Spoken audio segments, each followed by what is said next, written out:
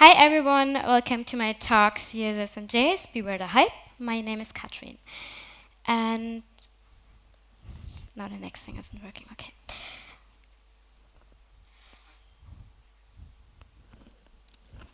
So at first I have to make a confession to you, and the confession is I love makeup tutorials. And I really enjoy watching them on YouTube. And so I have one favorite YouTube artist, and so this person is a professional makeup artist and special effect makeup artist in Hollywood. And I love her videos because she focuses mostly on tutorials. Some are about beauty makeup, others are about special effects makeup, like zombies and stuff. And on top, she has a very cute dog. And for me, this is enough to love her. But she has many, many fans that love her too. And so because they love her and because she's a professional makeup artist in Hollywood, a lot of people ask her for product recommendations because she knows her stuff. And also people want to recreate the looks she is creating, and hopefully with the same products, it gives the same outcome. And also other people like to feel closer to this artist by using their products. So far so good. That's more or less a win-win situation for everybody. But sometimes bad things happen, and this is when the product becomes equal to the person. And then someone maybe has something to criticize. Maybe it's a legit criticism about one of the products. But then for fans, it becomes that they're criticizing the artist, and fans really march in and say, oh yeah, you cannot do that. And this creates a very toxic environment where people are silenced or too afraid to speak up, even though there is a legit point on criticizing something. But this is not DragCon, this is CSSCon, so let's talk a little bit about CSS. But I think CSS is the makeup of the web, because you can put glitter on it. And so here we, as a family, the dev community, and we also have our influencers and ninja developers, 10-time developers, our rockstars, and we love them. And also their products we love, and products that get criticized. And wait, are we criticizing again the person? So we have the same toxic environment as the people on YouTube in makeup. Oh my god, things like ReactGate happen. So everybody maybe follow that link if they want to know what's on. So let's just say the hype is real. And the thing is, the hype is not only real ever since we have things like YouTube and Instagram and everything. No, this is old. This is as old as the Royal Society that formed in 1660.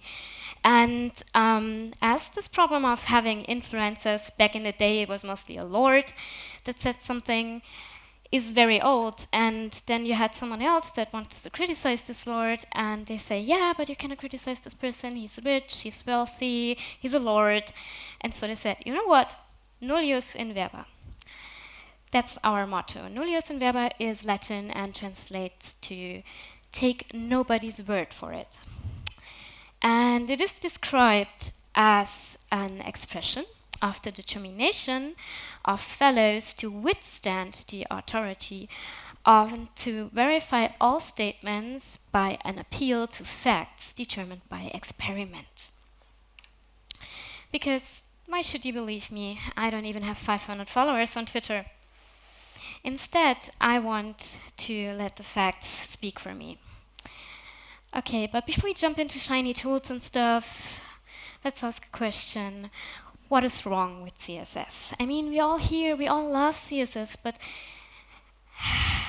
something is wrong. And yeah, one thing that is very wrong is the first paint. Because science and statistics have shown that when the first paint is delayed already by half a second, the user satisfaction really decreases. And also, with the user satisfaction, our conversion rate decreases. Because in classic web, the browser does this. It starts downloading the HTML. And then when it's finished with the HTML, it starts downloading the CSS. And only when it has both downloaded and interpreted, it can start painting. So which means that CSS is render blocking. So it keeps our user from seeing our page, and therefore CSS is the bad guy. And so we have to bring it as quick and as soon as possible to our users. Okay, so what can we do about that? Let's fix it. So first of all, there's a very nice thing that people from browsers and other people have done, and this is HTTP2. Because HTTP2 has the approach of starting HTML and starting CSS at the same time, because this is able to have multiple downloads with the same TCP connection, which means we are faster. But still, sometimes the CSS file can be very big. I can tell you, like in one company I worked, I had a CSS file that was nearly 1 megabyte big. So this was a Ruby monolith, so yeah, so what can we do? We can also split our CSS into meaningful parts, because we only need to have the CSS of the stuff we show. And so we are already very smart in putting our HTML and our JavaScript. So why not create one chunk of both of them and only render stuff we need to see right now and cut this in small chunks, which means this is a great solution because we only download what is necessary and don't delay any rendering. Okay, now finally we can talk about tools. So one very, very popular tool to approach the CSS-in-js thing is called style components. It is an NPM package for React.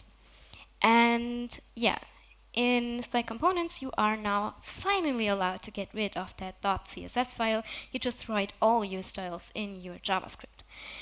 And then you can probably configure it with the use of Bubble. I hear Jeremy screaming.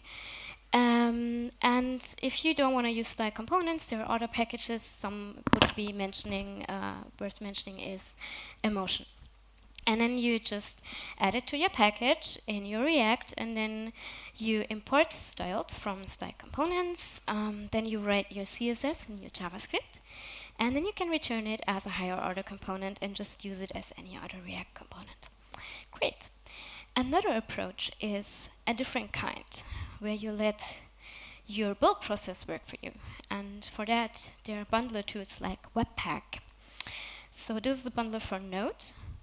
And this works like that it's collecting all your assets, like your CSS, combines it with your JavaScript, and then splits it into small chunks. So exactly what we want.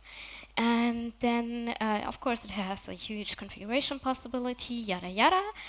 And if you don't want to use Webpack, there's a popular alternative which is called Parcel. And so, as I said, you just can import a normal vanilla CSS file or SCSS file if you want, and then configure in the Bubble config the SCSS or CSS Loader. Great. Okay, so as I said, we're doing fact-checking here. This is science. So what are we going to look into? So first of all, we want to solve our render blocking problem. So we want to go fast. And then another very famous problem we already heard from Mike is scoping and naming. And as we heard from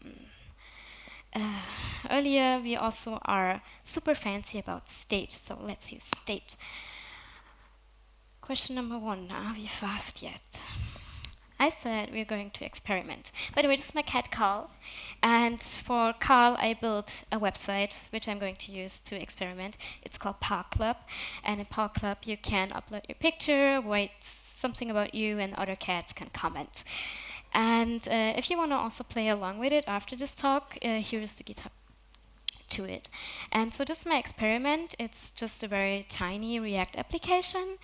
And I have set it up in 3 variations. One is with vanilla CSS. This is going to be my control group. And so there I just have written one CSS file, and this one CSS file I included in the index.html.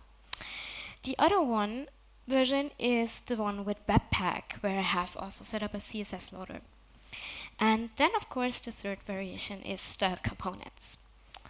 And then I have used the performance tool on the Chrome browser. And as you can see in the frame part of the performance tool, we can see that on the mark of 250 milliseconds, we have our first meaningful render.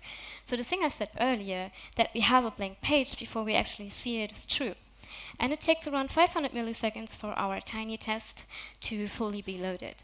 And in the summary part of the performance tool, you can see how many time we spend on rendering, loading, and scripting and painting.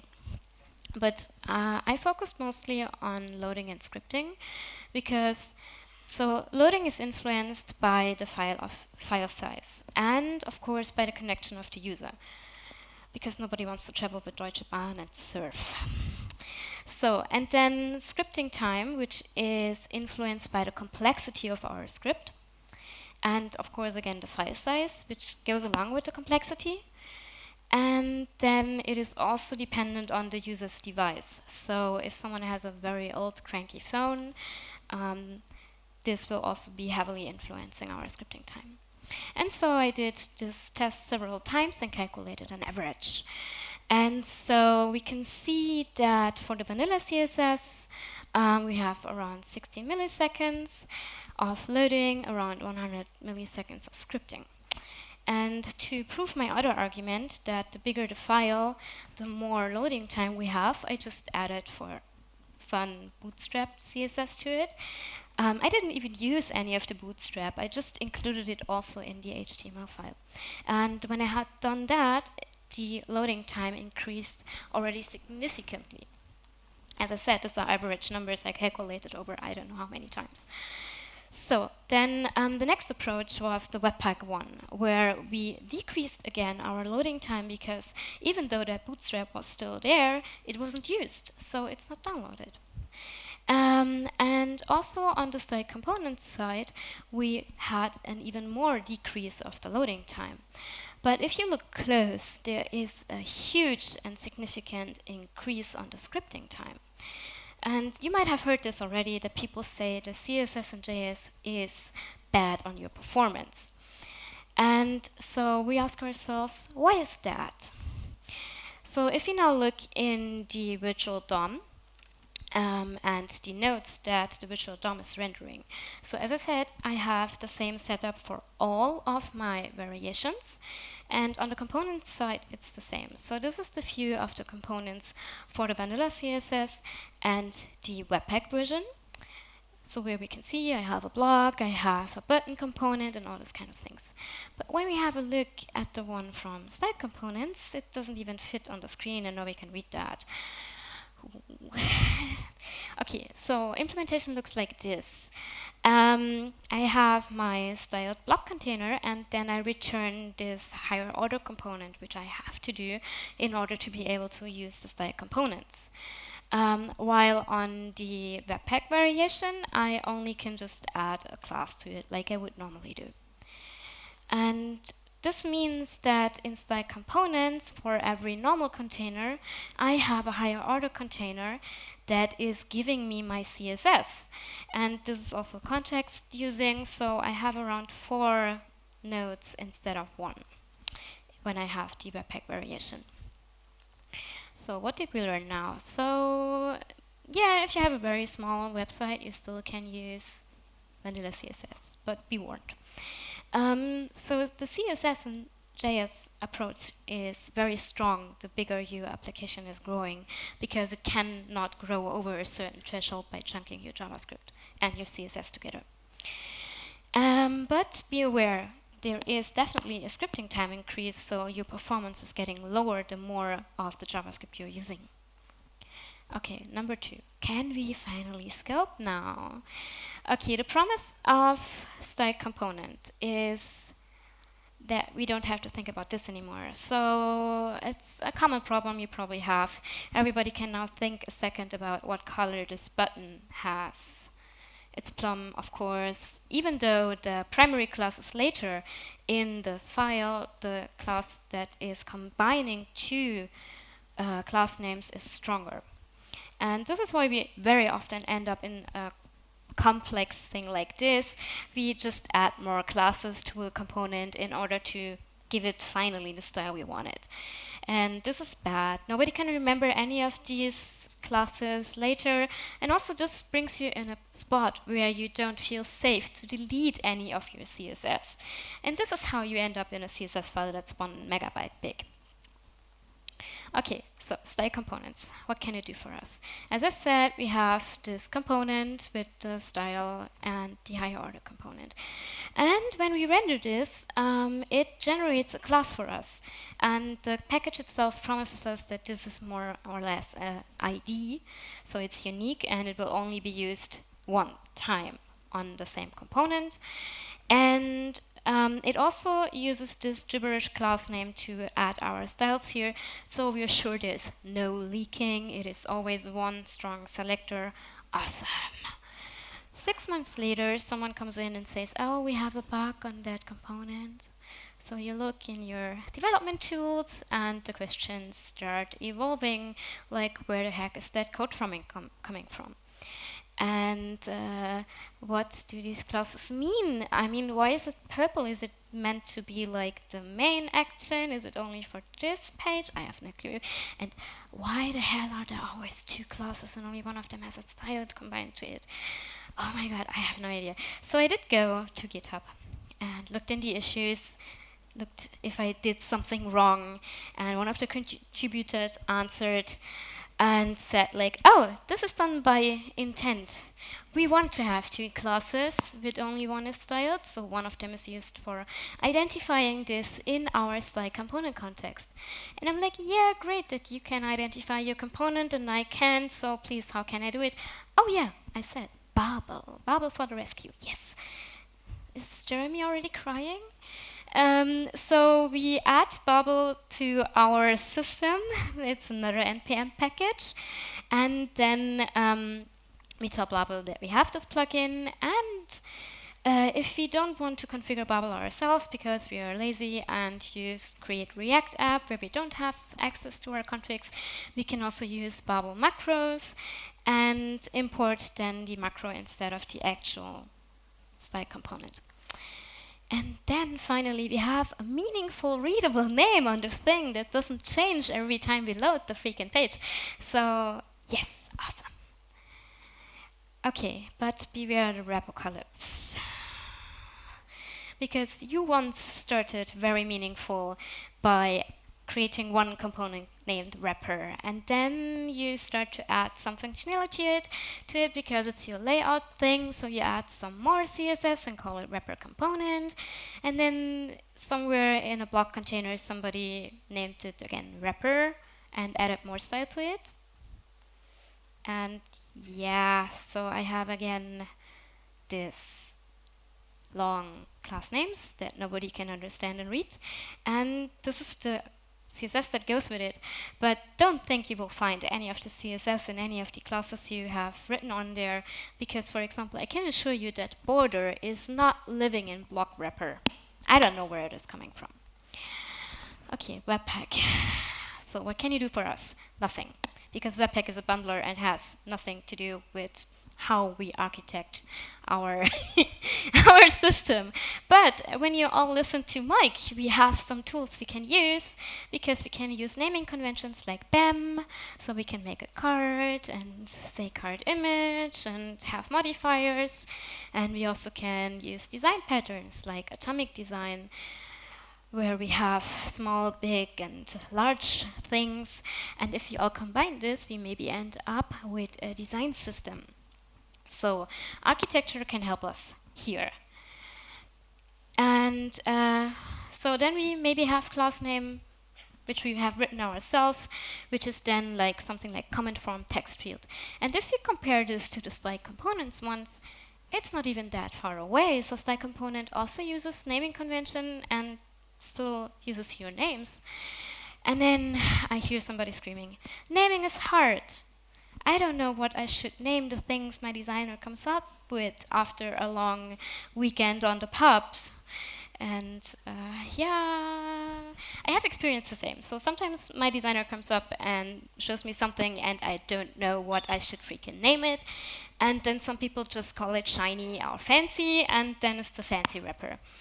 But I have a other solution. Yeah, if you can't name it, you don't need it. Seriously. Because when my designer comes up with something and I only want to call it fancy wrapper, I go back to my designer and ask them some questions. Like, what problem of our user is this solving? Is it maybe a variation of something we already have? Or is it a combination of some things we already have? And also, what is its semantic meaning? Is it a primary thing? Is it a call to action? What are we doing? And if you, two people or more, still not able to answer these questions and now still not able to find a name for the thing, then please just get rid of it. I promise you, you will not miss it. Learnings. So, the generated names, as helpful they might be, they also do a lot of harm, especially when you want to maintain your stuff. Please collaborate with your designers. It makes things so much easier. And yeah, pattern and conventions, they're always helpful, no matter if you use style components or not. It will help you keep the oversight of your code. Okay, number 3. Props, state, I want to have it. I live in JavaScript and I live in a stateful environment. So I have a couple of buttons and all of them are able to get inactive. And so when they're inactive, they of course have to reflect the state to my user via visually. Okay, the classic approach, as we already have seen, is just adding a couple of classes to it. Nobody wants to remember that.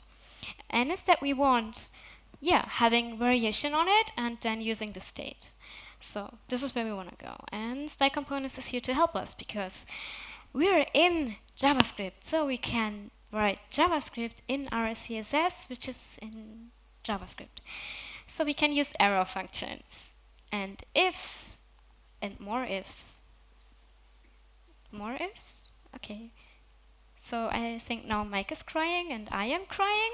So, but maybe this is all worth it. Let's have a look. So, oh yes, we have one class name. Yes. And I don't need to remember this class name. Great. Because this is all generated and I can see the props, but somehow I don't have a connection between the used attribute and the props. So yes, and then my designer comes in and says, oh yeah, I have a new variation, we now have an alternative button, and I'm getting a headache, a real headache. Okay, great. Webpack. So Webpack now here, same problem as before, Webpack doesn't do anything for you in this case, we just can go back to our architecture. And so we just try to write some BEM classes with modifiers, and then we are now writing our own higher order function component, which is now our button. And I'm using a very small tool I found it very helpful, which is called class names. This is basically just doing some string operations for me because I'm lazy. And so I have now my props, the same as before, variant and the inactive state. And then I use this class names package where I'm like combining my classes based on this props and the state. And then I'm just adding these classes to this component, button component, and then I just can return it. And also there's this very helpful thing called prop types. And there I can define, like, for example, what variations are possible. So I can expose to everybody that is using this component what props are there and what they can use. And also I can set default props, which is very helpful if I just want to use one button without thinking too much. And it is used like this, and that looks like the thing from the beginning we wanted. It looks the same. And rendered, it looks like the thing we didn't want, but we don't care because we didn't write this ourselves. And the CSS looks now as we know it. So we have our modifier classes, and we can clearly see what attribute is triggered by which modifier. So thank you, architecture. You helped us. So the learnings here is that there is a hard way to connect the attributes from CSS to the attributes we put on our components. So the development tools are not there yet. to support us in this way. So maybe this will change, hopefully. Then one thing that is dangerous in both cases, which is mixing props that are only there for styling with props that are there for functions. Because sometimes when you then change something, you are not sure entirely which is triggering a style and which is triggering a function. So this is a warning I want to just announce for all solutions. Then, yes, again, architecture, pattern, conventions, even though we hope that tools are going to solve this for us, are always helpful. Let's summarize our 3 facts we wanted to check. So, style components, fast loading, but it definitely comes with a cost of performance. So you have to watch out what you're doing there. Webpack, yeah, sure, a little bit, but it's JavaScript, so. Yeah, naming and scoping. It has a good approach, but I'm not too sure about it, so I definitely would not go without conventions, namings, architecture as design system. Yes, and I can use the same architecture tools for going with whatever other solution I want. The same is for the props and the styling part. And I can use some little tools like the class names package to help me solving my architectural problems. To be honest, the prop thingy, it really scares me a lot. So I would not use it without any conventions and patterns. So, should we use tools over conventions and patterns?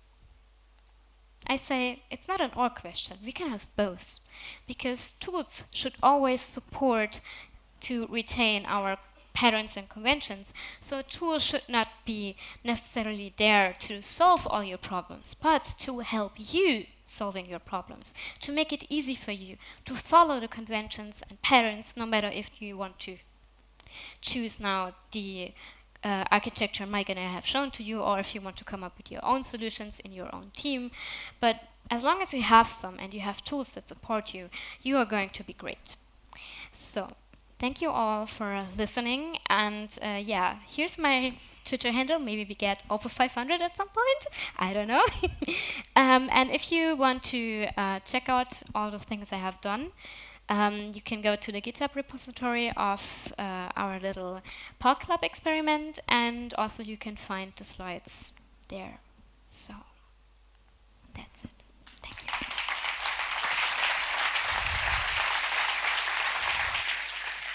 Thank you so much.